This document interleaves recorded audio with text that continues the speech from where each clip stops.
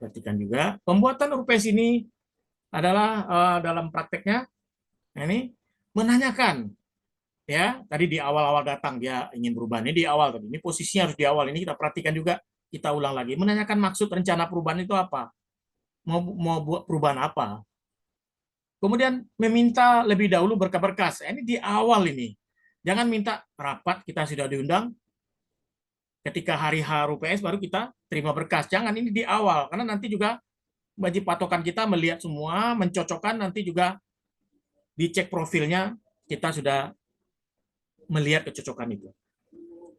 Kemudian identitas KTP, NPWP nanti di bulan Juli sudah sinkron ya KTP dengan NPWP. Sedianya kan Januari ya, diundur ya. Tapi nggak tahu nanti diundur lagi. Karena berat juga ya mensinkronkan data KTP dengan NPWP ini ya. Susah juga ya.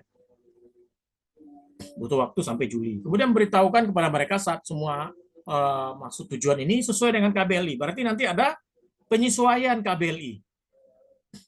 Nanti kalau ada apapun yang diubah dalam akta itu ya, pasal 20 tetap pasal 3 yaitu maksud tujuan. Kenapa? Menyesuaikan dengan KBLI. Karena kadang ada kayak konstruksi itu ada yang tidak boleh digabung dengan perdagangan umum atau umum. Pertambangan itu walaupun tidak khusus ada yang tidak mesti digabung ya dengan umum. Kemudian sampaikan adanya perizinan melalui OSS. Mintakan data-data siapa sebagai beneficial owner dan tetapkan biaya jasa honorarium ya. Jangan lupa jasa honorarium itu tambahkan biaya untuk cek profil.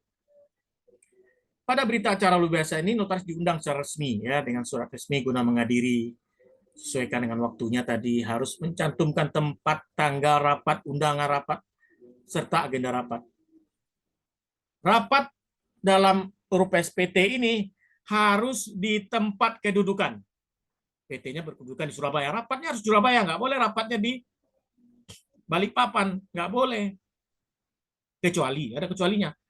Kalau mereka sepakat mengubah tempat kedudukan, mengubah tempat rapatnya di Balikpapan. 100% setuju. Boleh. Ada kecualinya. Tapi kalau cuma satu orang yang setuju, yang lainnya nggak setuju, nggak boleh. Ya, jadi rapat itu undang-undang PT harus di tempat kedudukan. Kalau PT Surabaya, rapatnya Surabaya, jangan taruhlah di Bali misalnya ya, sambil liburan nggak boleh. Tapi kan seluruh wilayah negara kesatuan Republik Indonesia, Pak. Iya. Justru kalau rapat di Malaysia lebih nggak boleh lagi. Boleh rapat di seluruh Indonesia, ya. Tapi bukan bermaksud rapat seenaknya, ya. Kalau Undang-Undang 195 bisa rapat di mana saja sambil jalan-jalan. Tapi kalau di Undang-Undang PT 40 2007 rapat itu harus di tempat kedudukan PT.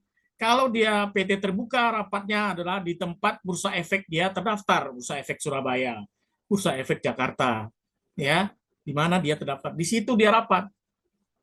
Dia PT terbukanya di Makassar, Sulawesi Selatan. Tapi dia terdaftar di Bursa Efek Surabaya, maka boleh dia rapat di Bursa Efek di Surabaya.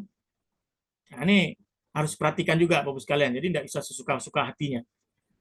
Lalu kalau ada misalnya dia akuisisi, dia diumumkan di koran di kedudukan mana? Di kedudukan PT itu.